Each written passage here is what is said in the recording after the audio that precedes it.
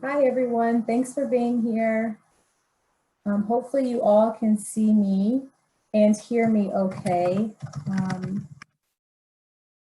We will go ahead and get started. Feel free to log into your SciCast application if you wish to follow along in today's session.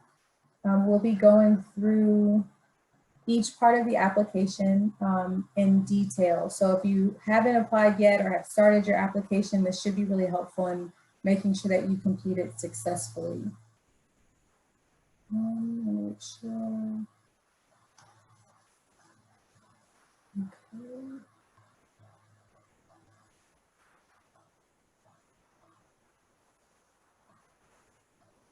Okay.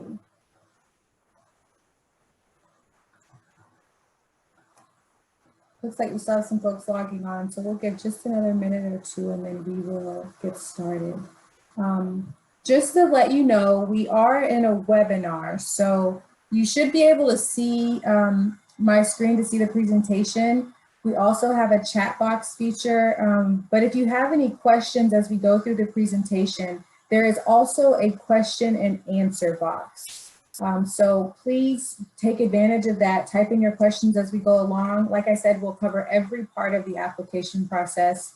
But if you think of questions, as we get to specific parts of the application, just use that Q&A box and one of us will be happy to answer your questions.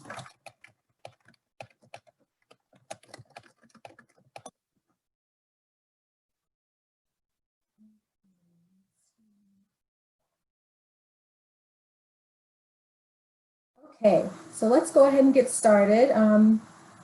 As you all know, you're here for the admissions deep dive. This is a webinar specifically for the Masters in Counseling program, and it's specifically about the admissions process, the application process. So if you've ever been to one of our open houses, and I see some of your names and recognize them, so I know some of you have been to an open house, but if you've been to an open house, it's really a lot of content about the program itself. This particular presentation is about the admissions process. So if you're interested in learning more about the program, email me too, and we can get you invited to the next open house. But this one's really going to be focused on the admissions process. Okay, so as I mentioned at the beginning, feel free to log into your own SciCast application and follow along with me. And I will go through each step of the application. And if you want to just have a visual for yourself, you're welcome to jump on your own SciCast account and follow along, or you can just watch the presentation. All right, so for starters, our admissions process is a rolling admissions process. So this means that we admit students sort of on a first come, first served basis. So once the cohorts are full, we'll close admission, which means the application could go a little beyond the deadline, or it could close a little early, just depending on how soon the cohorts fill. But these are the application due dates. So March 5th, 2021, for those of you interested in spring, and July 26th, for those of you interested in joining us in the fall. Class begins in April for the spring starts and September for the fall starts. So something to keep in mind as you're planning which application to complete. You can complete an application for both fall and spring, or you can just select the term that you're most interested in. So the admission requirements, these are also on our website, and you've probably seen them at the open house as well, but the admission requirements include the application, a resume or CV, a statement of purpose, 3 recommendation letters, and official transcripts for your undergraduate degree. So you can also include your graduate work if you would like to, but you certainly do not have to, that's optional. Interviews are also a part of the admission process. So based on the initial review of your application, you may or may not be offered an interview. And we'll talk a little bit more about that a little later in the presentation. So here's just a little map of what the process looks like. You create your SciCast account, you complete the application in SciCast. Then we review it once it's totally complete. So we'll talk about what complete application looks like, which is your 3 recommendations, all of your undergraduate transcripts, or if you went to school outside of the US, you may require a transcript evaluation. So we'll talk a little bit more about that in a bit.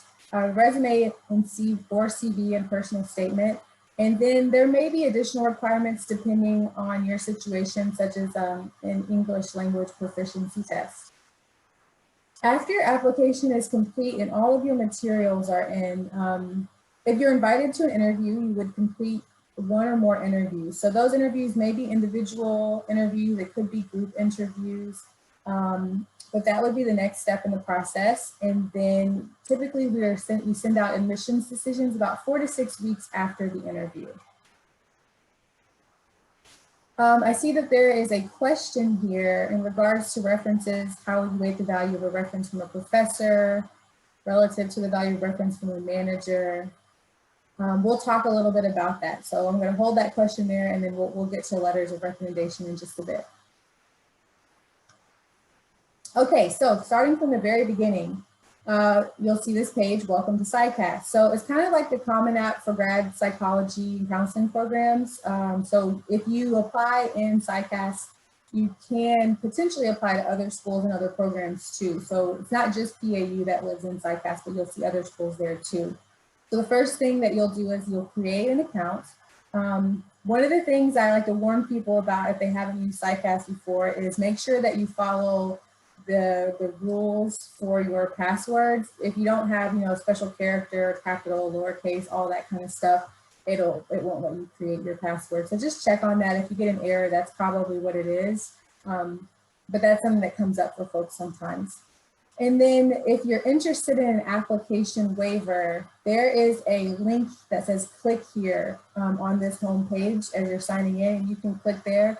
The application fee waivers are through SciCast. So we at PAU are not distributing those. They are coming from SciCast. So if you're interested, click on that link and you can work with them to see if you qualify.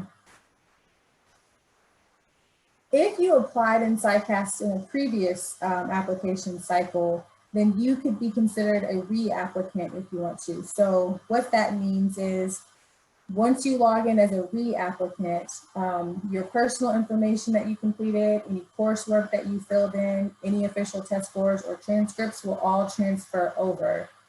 The things that will not transfer over are the evaluations and letters of recommendation, resume, CV, personal statement, and any responses in the program material section. So we'll cover all of that as we go. You'll see what that looks like. But if you do want to apply as a re-applicant, and just so you can save yourself some time, this might be a good option for you. Okay, so one thing that's important for you to know is your CAS ID. So when you're in your application, the CAS ID is up here in the right-hand corner. You might need it later for something, so just kind of keep that on hand and remember that it's there in case you need it later for any reason. If you're contacting SciCast to ask a question, sometimes they might ask you for your CAS ID. So you'll need to know what that number is, and you can find it at the top right-hand corner of your account page.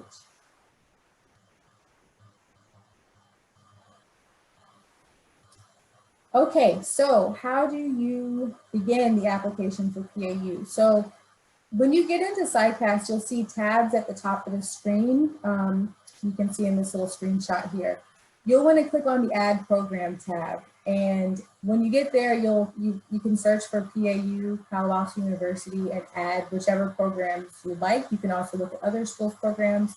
But for the MA in Counseling, you'll search Palo Alto University and find the MA in Counseling and select the appropriate term that you'd like to apply for.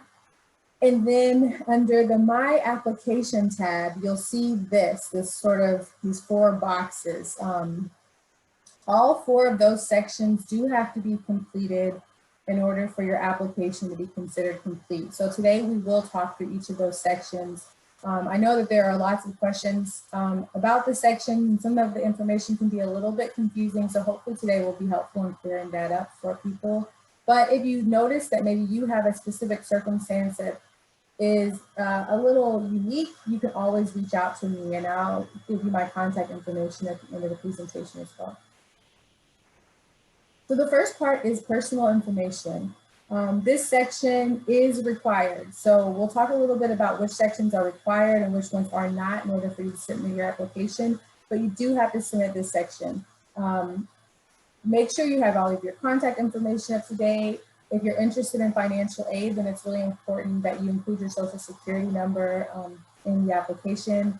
And then if this is also where you can let us know your military or veteran status. If you don't answer that question, we'll just assume you don't have any, you're not going to use any military or veteran benefits. So if that is something you're interested in, make sure that you have that question complete. And again, if you're a reapplicant, this section will already be finished. You just want to go back and make sure that there's no new information or changed information. Okay, so the academic history, this is the section that probably takes the most time. So it includes your colleges attended and your transcript entry. The colleges attended section is where you're going to put the names of all of the schools that you attended while getting your undergraduate degree. And it's really important that you include all of them because let's say you went to UCLA, but you had some transfer credits from a community college. When SciCast gets your transcript, if they see that community college, they're going to reach out to you and let you know, hey, we need that transcript too. So it's better to go ahead and just get all of them up front. So you don't have to worry about any delays later.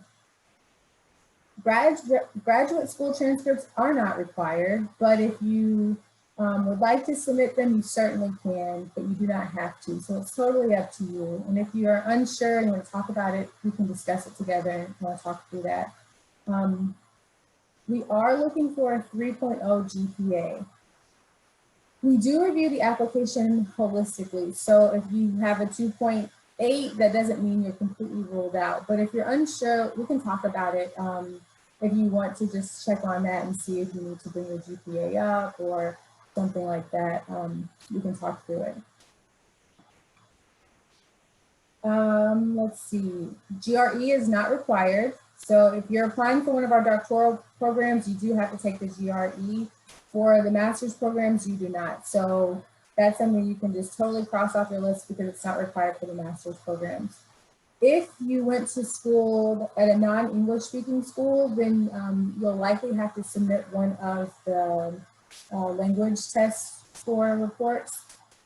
If you have some coursework that's in the US, we may be able to waive that. So again, if that's something you're not sure about, reach out to me and we can talk through that. Jill submitted a question to the chat box about transcripts and mailing them, and we're going to talk about that too. So we'll get there in just a bit. Okay, so when you're on the colleges attended page, you'll see this blue button here that says add a college or university, and that's how you add your schools.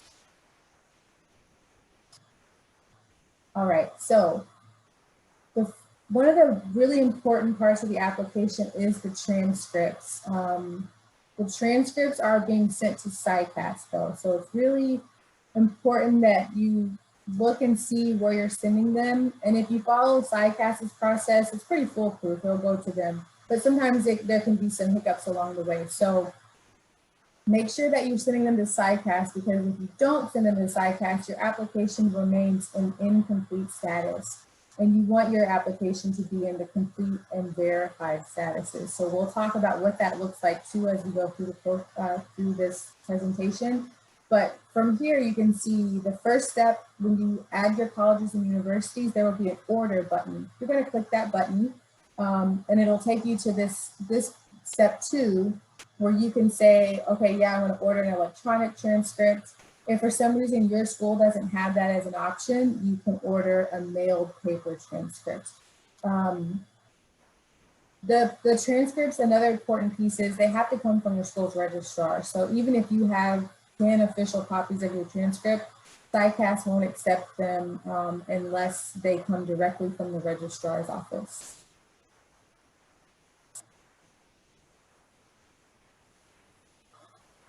If you do have to mail them, so Jill, to address your question, if you do have to mail your transcripts rather than submit an electronic copy, then you're going to click on this option to order a mailed paper transcript.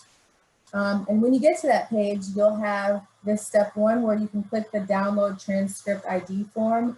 It's kind of like a cover sheet for your school. So you send that, it has all your SciCast information so that when your school sends that transcript in the mail to SciCast knows exactly whose account to put it on.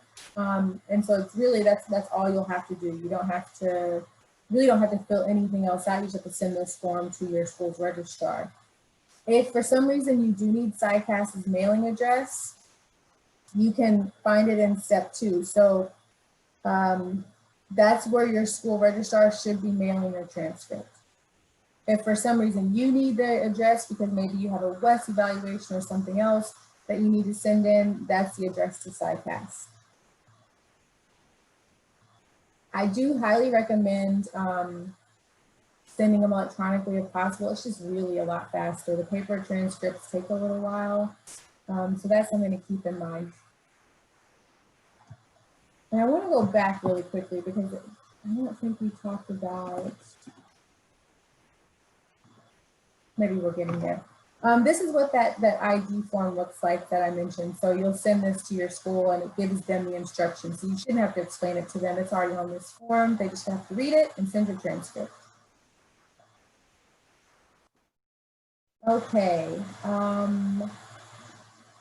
If you wish to send your transcripts later, so maybe you do the application, but you don't order your transcripts, you can click on the link that says, I will do this later. And when that time comes that you're ready to get those transcripts, you'll go into the academic history section, select the colleges attended, and go through the ordering process like we just said. So that's an option too. So it's something, if you want to just do the application and then go back and order those transcripts later, you can do that as well. Here we go, transcript entry. This is the section where I get the most grumbles because it does take a really long time. So essentially what SciCast wants is for you to enter all of your coursework for your undergraduate degree. Depending on how many schools you've gone to, this could be a fairly quick process or a really lengthy process. There is a second option of having SciCast do it for you. So that looks like you sending in your transcripts to them or having your school send those transcripts in. And then once they receive them, they will enter all your course history for you and let you know if they find any issues. The one thing to note about this is that it does take a few weeks for them to complete the process. So if you're planning on having them do it for you, then I would definitely start early to make sure that it's done in a decent amount of time so that if you are going to move forward in the process, you know, you're not losing much time. Okay, so the next section after academic history and personal information is this supporting information section. This is where we'll talk a little bit more about letters of recommendation and your resume and CV. So 3 letters of recommendation are required. They have to be from professional or academic references. So to answer Martin's question, either of those is good to go. It doesn't, you're not going to be, there are like more points for having a professor versus a manager. Any professional or academic reference is acceptable. What's not acceptable are recommendations from friends or family or your personal therapist. Those are not viewed favorably. So academic and professional references only. Now, there are some folks who have been out of the workforce for a while, and sometimes they're out living life adventures or they have families. And in those cases, if there's any volunteer work that you've done or something like that, you can have a volunteer coordinator write your letters of recommendation and complete the evaluation. But definitely no friends and family, no personal therapists or anything like that. It needs to be people who know you and can speak to you in a more professional way. Let's see. Yes, you can, if you got your bachelor's several years ago, you can still use those professors if you still are connected with them. That's totally fine. We also have a question, do we need a cover sheet for evaluations? So the evaluations are not mailed. All of this is done through SciCast. So what happens is your recommender gets an email. You'll put their information into your application. They will get an email from SciCast with a login. They'll go in, they'll complete an evaluation for you, and they'll upload a letter. So nothing's being mailed in, it's all happening via the SciCast portal. So they don't have to mail anything, no cover sheets are required. They just need to upload their letter and complete the evaluation form. So make sure when you're filling in your recommenders information, you have their email and their name ready, because you'll need that for the application. I would also advise your recommenders to keep their letter, the language in their letter pretty generic. So using phrases like counseling program or your institution, because if you're applying to multiple schools, you don't want them to have to change the letter over and over again. So I would just have them keep it pretty general as far as the type of language that they're using. There are some optional sections in the supporting information part of the application. So experiences, achievements, licenses and certifications, fellowships, all optional. If you want to include that information, you totally can, but you certainly do not have to. Sometimes people have that outlined in their resume or CV, so it's totally up to you if you'd like to include it there. It is kind of nice to see a snapshot of what you've done, but it's up to you. Let's see, is there a way to see a sample of what they will get for the rec letters? Not through, so there's not a sample of that page here because it's not a part of your SciCast. But essentially, it's just several questions with rating scales, and then they upload a letter. What if you do not have any letters of rec because you've been out of the workforce for a decade? So for folks who've been out of the workforce for a while, if you have any volunteer experience, I would seek out the volunteer coordinators. If you have children in schools you've maybe worked at, I would consider having the principals or the teachers write recommendations for you if you volunteered there. If you haven't had any experiences, then I would take the next couple of months to go out and find a place to volunteer just to get some experience. Specifically, like if you can volunteer with a counseling organization or some sort of hotline, that could be a good opportunity. Should we send an email to our academic professors suggesting that they keep the letters general? If you are planning to submit letters to multiple places, I would just let them know what types of programs, in this case, counseling programs. And, when you're contacting them to ask them the references, you can give them the information of it's a counseling program and tell them, this is what the process will look like. If they've written letters of recommendations before, then they probably know what to expect, but they can also contact me if they have questions about it. Could other community organizers in the community work even if I've never worked under them? So if they're just people you know and you haven't done any type of volunteer work or something with them, then I wouldn't recommend having them write your letter of recommendation. The committee is really looking just to hear from people who have worked with you or taught you. So if they're just folks you know, I probably wouldn't ask them, but again, you can always reach out to me and we can talk about your individual situation if you are unsure. Okay, let's see. Allie, if you don't need your high school transcript, I've seen this situation a couple of other times where someone takes an AP class. If you take an AP class and it's on your transcripts as a transfer credits, then you may have to submit a transcript. I think I would probably want to see what your transcript looks like just to double check because I've seen it a little different for different folks. So if it's on your bachelor's degree transcript as transfer credit potential, but if it's listed as advanced placement credit, then no, you won't need it. Okay, let's see.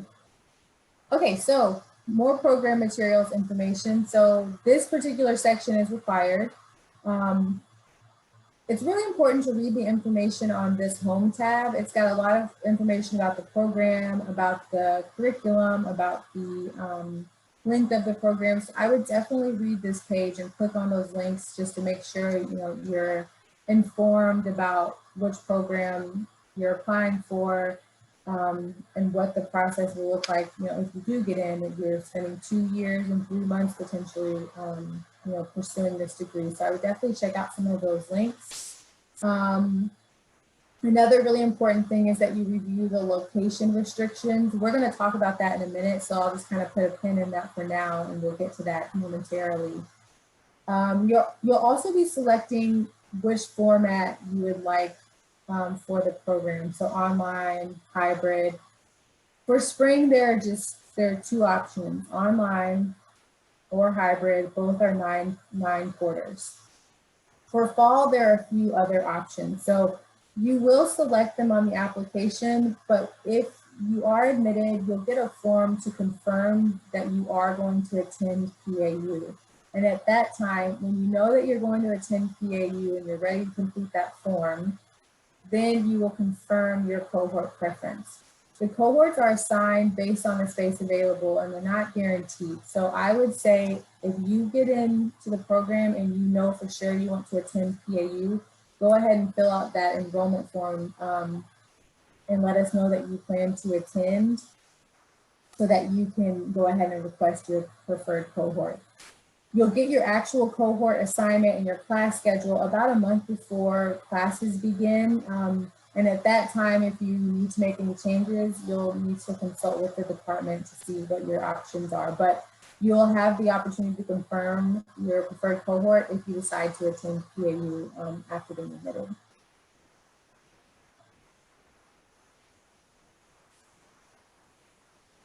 Okay, I think, let's see. Here we go. So documents, your resume or CV and personal statement.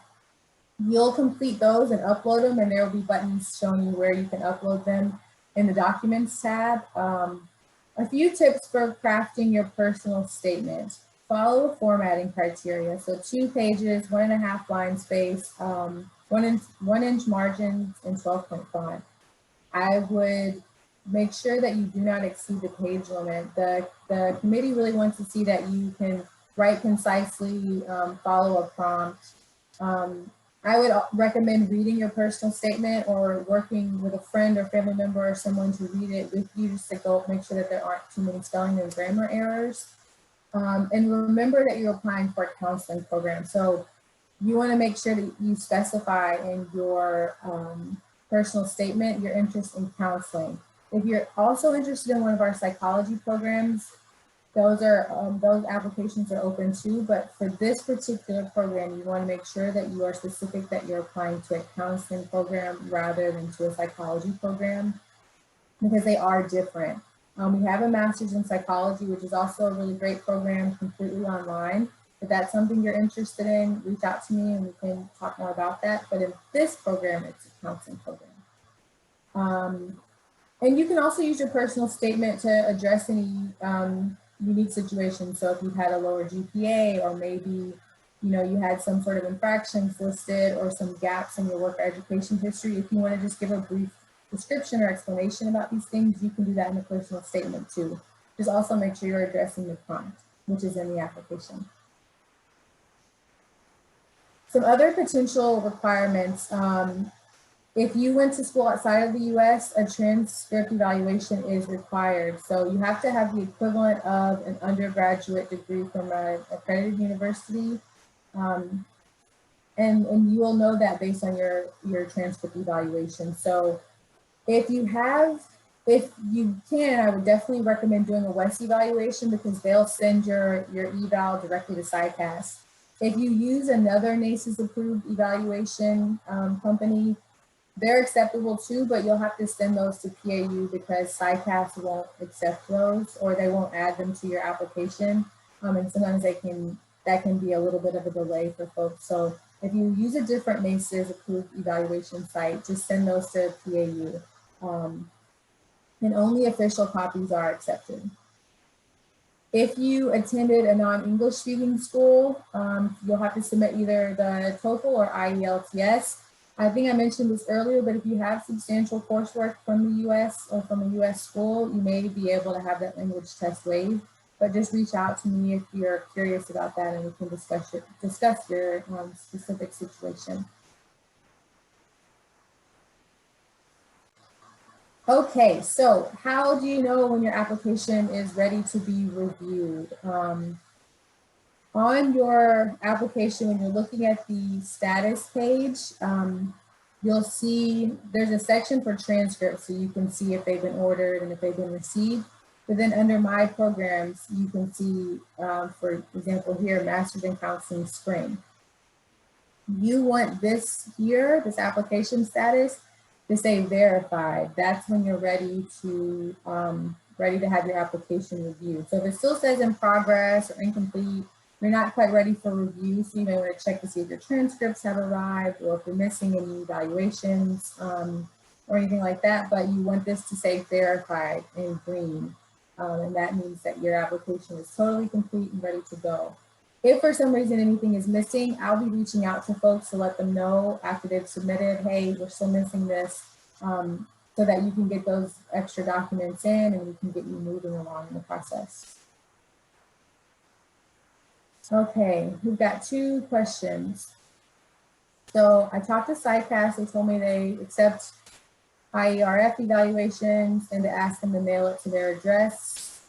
Oh, great. Well, then if they accept those, that sounds good. Go ahead and send it over to SciCast. That's even better. Thank you for mentioning that.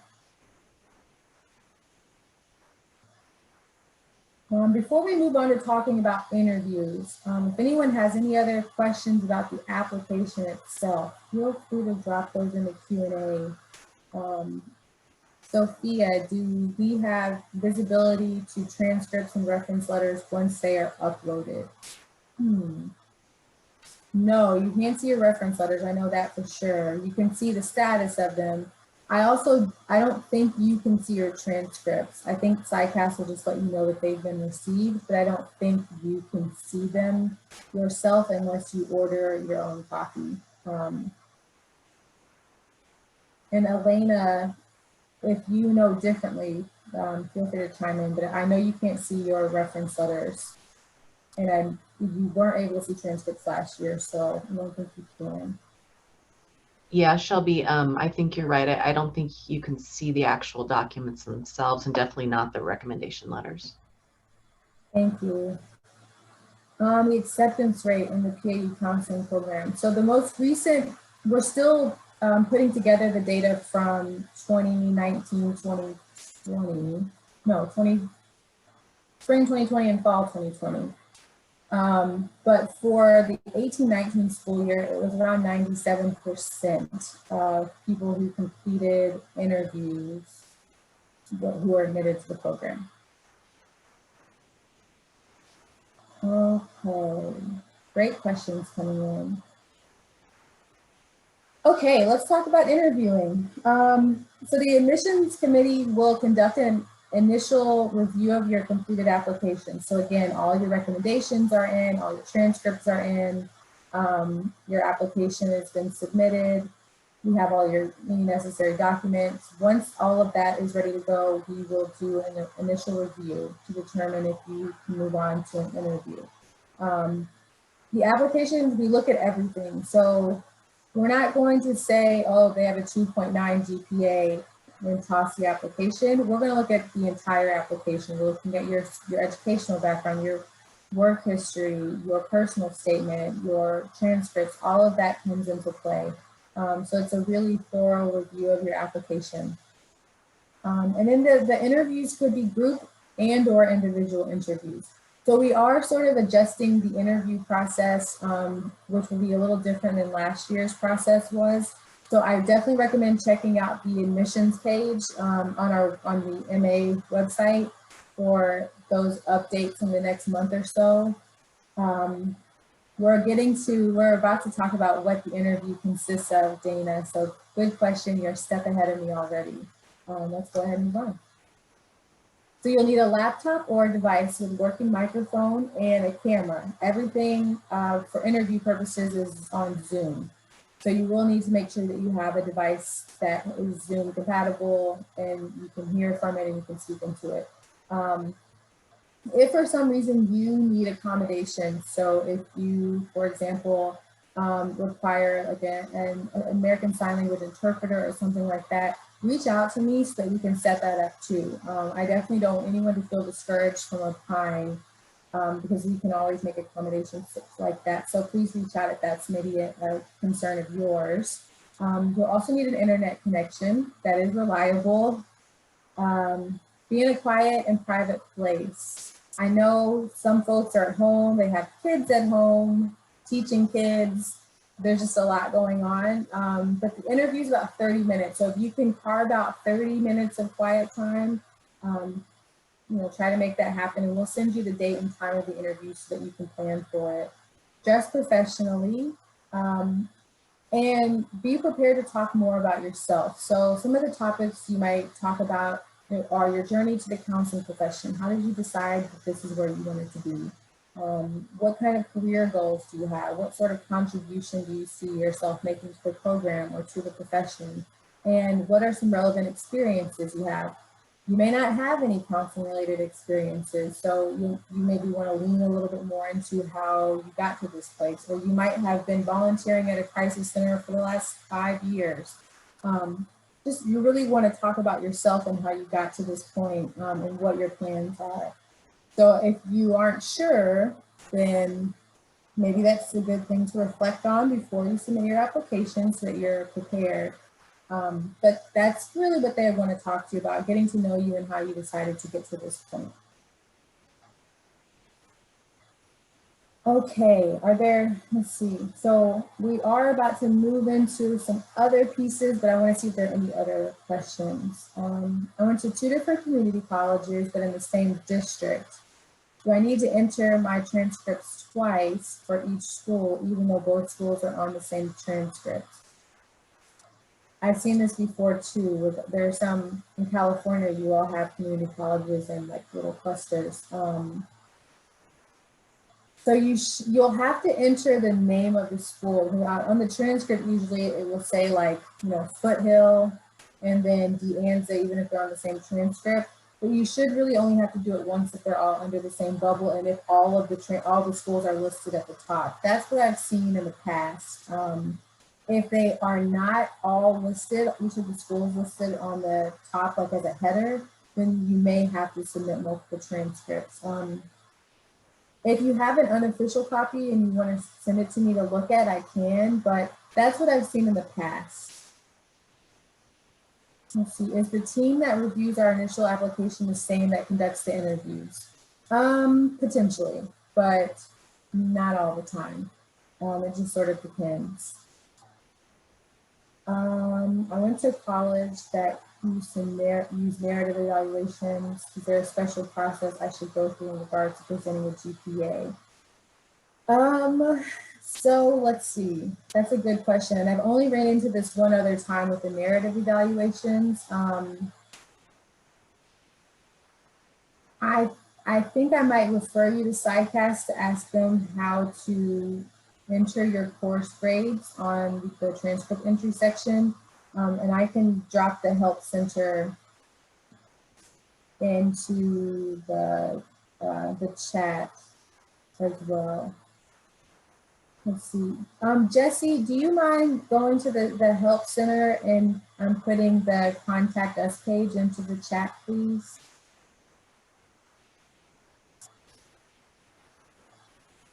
And then, yeah, we'll make sure you get that so you can contact them. The narrative transcripts, I'm not entirely sure how to enter those into SciCast, but they will definitely be able to tell you. Okay.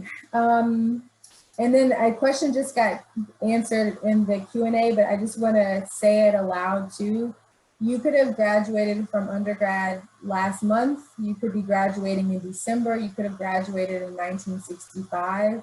any of those, you are still okay to apply to our program as long as you have the application requirements completed. So we've had students from all types of age groups, all types of backgrounds. You know, if you feel like counseling is really what you want to do and really the place that you want to be, I encourage you to apply.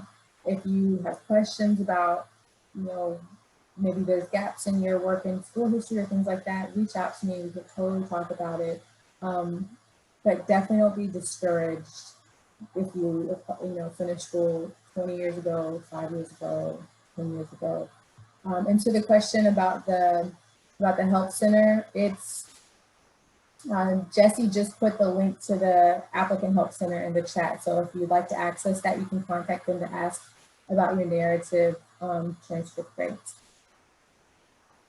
Okay. Amal, I'm not sure about why you wouldn't be able to add a program. They are there. People have already started applying. So we may have to touch base offline. I'm not sure what might be preventing you from adding the program, but under Palo Alto University, if you expand the menu, you'll be able to see the programs.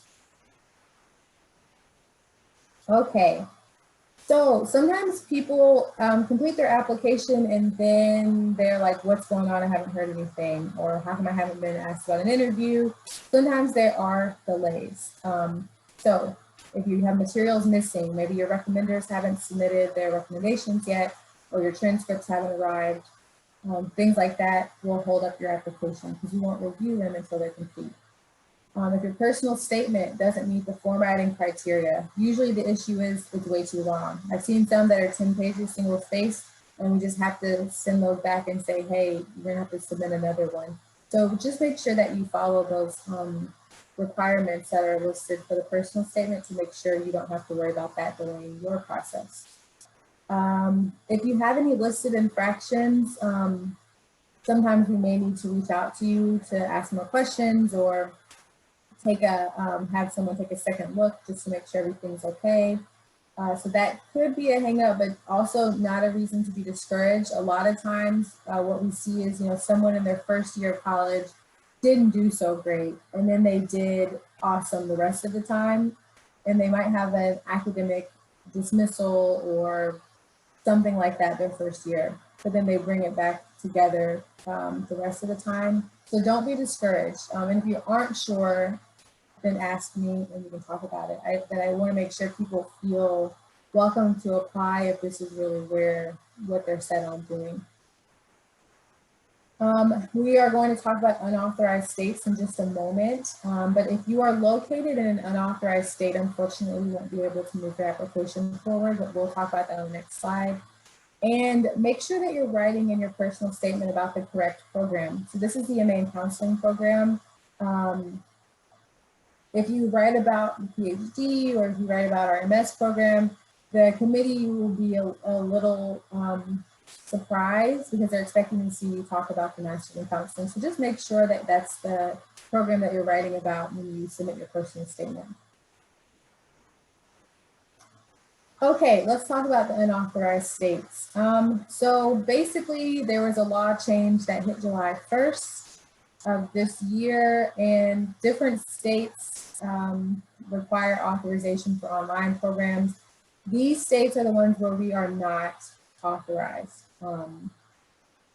So if you've gotten any welcome emails from me, you might have seen this link, but you can check our website as it's updated as we become authorized in more states. But if you are located in any of these states, we cannot move you forward in the application process.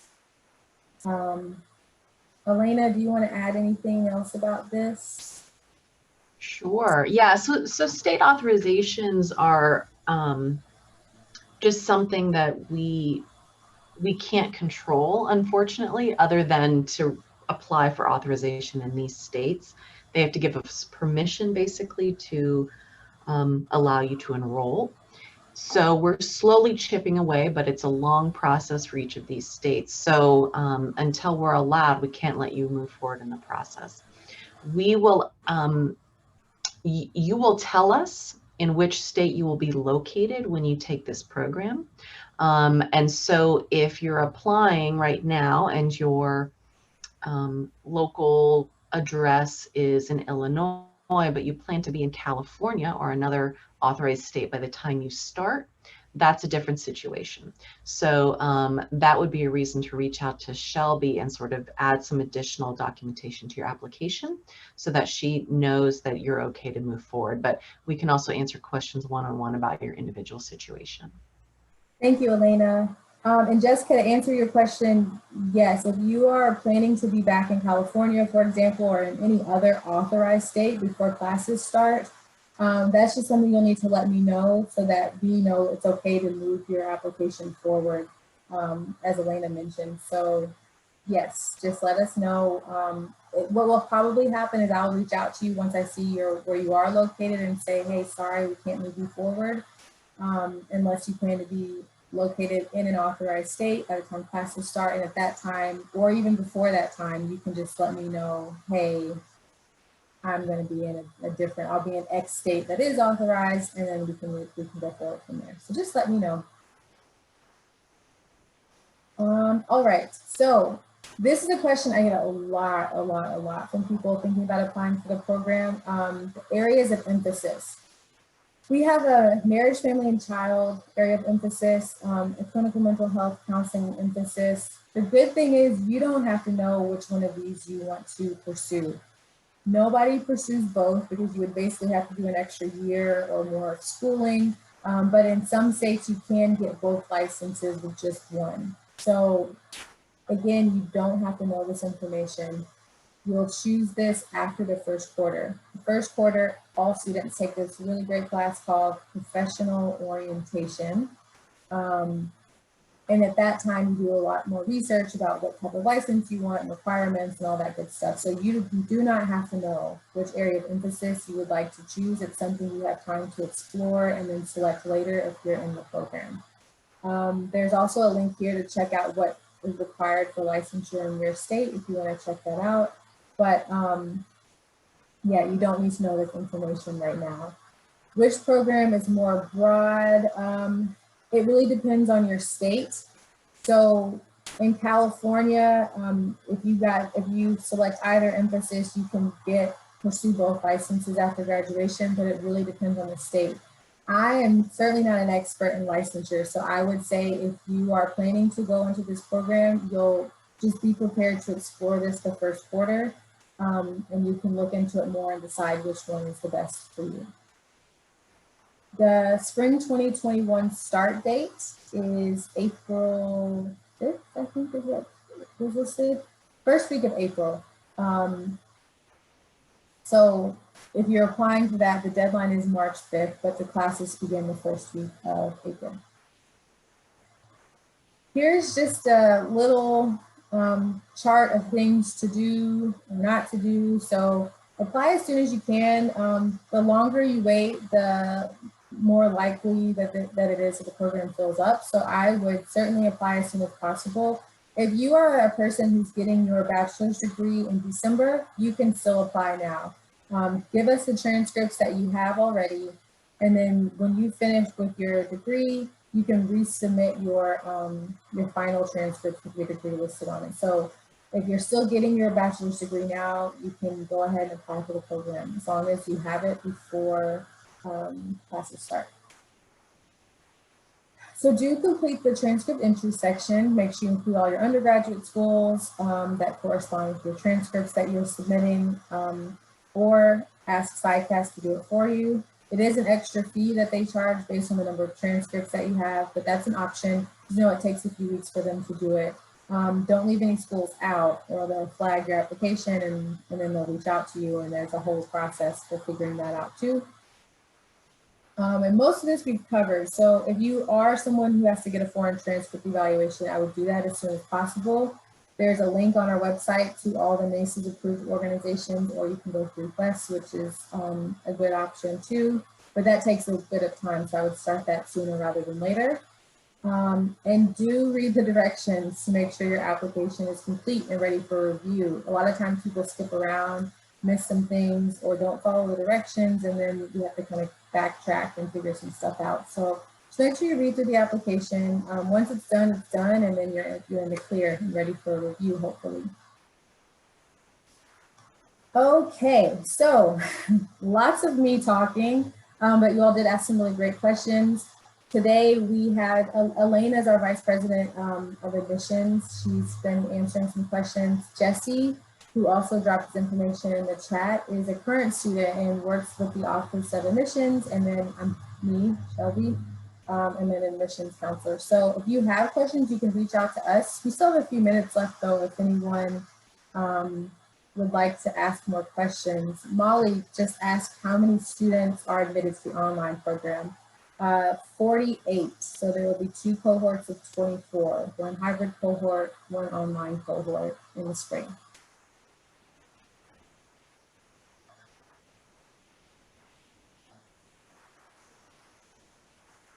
How many people generally apply? A good question that I don't know off the top of my head. I know. Oh, Elena, is that you? Go ahead. Yeah, I was just looking at the numbers, so it's funny. Last fall, there were 182 applications, and spring was smaller, somewhere in the range of 75 or so who went through the whole process. Great. Thank you, Elena. For fall, there are usually 4 cohorts of 24 each, so 96 people. If we are accepted, is it possible to defer? That's a really great question. Yes, so if you're admitted to the spring or the fall, you can defer for up to a year. And there's a process for that. And of course, if that's something you're interested in, then you just reach out to me if you're admitted to the program, and we can talk about the deferral process. But yes, if you are admitted, you can defer for up to a year. Let's see. How many people apply and are admitted? Oh, it looks like that question is that answered. But yeah, as I mentioned before, I think it was 2018-19, they had around 97% of the people who interviewed were admitted. Our resume should we include an exhaustive list of experiences or only relevant experience? Totally up to you. If you have relevant experience, definitely include it. But you can include other experiences too if you want to. It's kind of nice to get a well-rounded picture of each applicant. Is there a way to change what semester you want to start if you already started an application?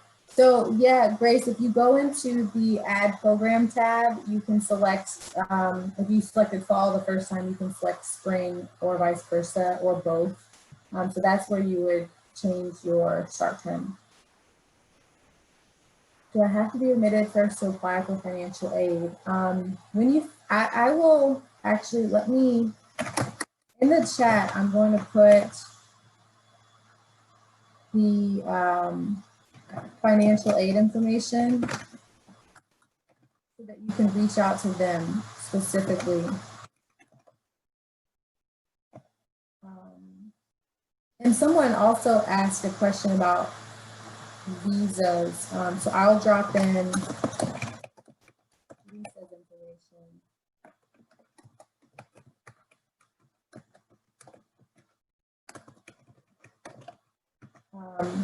So I just dropped in the financial aid email address in the chat. I would reach out to them just to get some more information if you are interested in financial aid.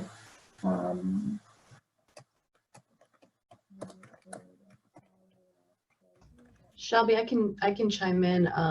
You can actually submit your FAFSA today if you want to, and you can list PAU as a recipient for your FAFSA. We will not create a financial aid package for you until you're admitted, but you can have it waiting for us and ready to go. So if you already know the schools to which you plan to apply, there's no reason not to submit the FAFSA now, assuming you have the financial documentation you need. Thank you, Elena. I got 2 questions actually about resumes. So your resume doesn't have to just be 1 page. It can be 2 pages, even 3 if you have a whole lot of stuff you want us to know about. So yeah, no, there is not a specific page limit for the resume. Does the program fulfill requirements for state licensure for LPCC or LMFT in states other than California that you know of? Yes, it does. And I would check on the ACA website to see which ones. I can also, if you want to email me, send you a link that will direct you to each state's licensing page. So if you want to shoot me an email, I can send you that information. Interview process. Yes, Grace, we discussed the interview process. So if you are good to go after the first initial review, then you may be invited to an individual or group interview. But yeah, that's pretty much it. You'll just be invited to one or both of those things, depending on how your initial review goes. And if it's a group interview, of course, it would be with other applicants, or it could be an individual interview with faculty. Thank you, Jesse, for putting in the link to the next open house, which is November 7th. Definitely encourage you all to come back to that if you're available. And a typical turnaround time for when you can expect to hear back.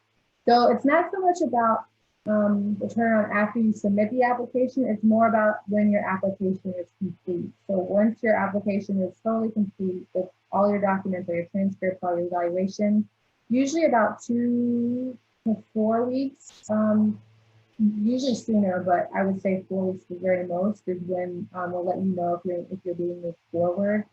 I will remind everyone, I think it was on the slide, but I didn't say it aloud. We are not reviewing applications until November. So, you know, you have kind of a head start in getting everything submitted.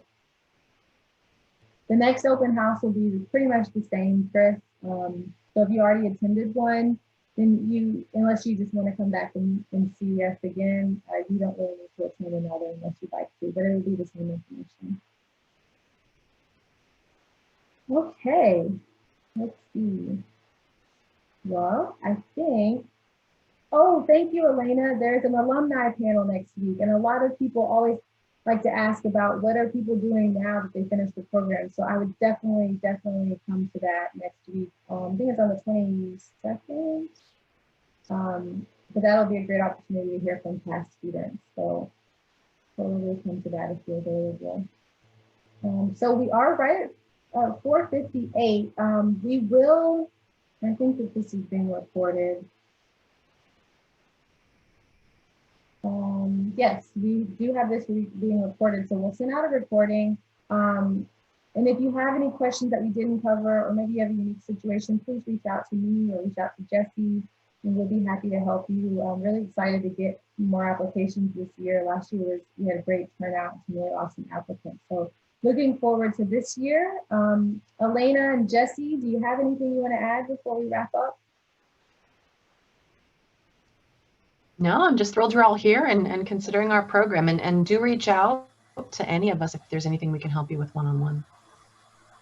Great, thank you. And thank you and Jesse both for being here today. Oh, we got one last question and then we'll wrap it up. But submit transcript from schools attended while undergrad. If you got anything after undergrad, it's optional, but you don't have to attend. You don't have to submit those if you don't want to. So Molly, if you are unsure, reach out to me and we can chat about it. Thank you all so much for being here, taking up some of your evening time to learn more about our application process. And again, reach out if you have any questions or just want to talk more about the program. Jesse's also included his information. So I look forward to working with all of you, and thanks for being here. Have a good evening.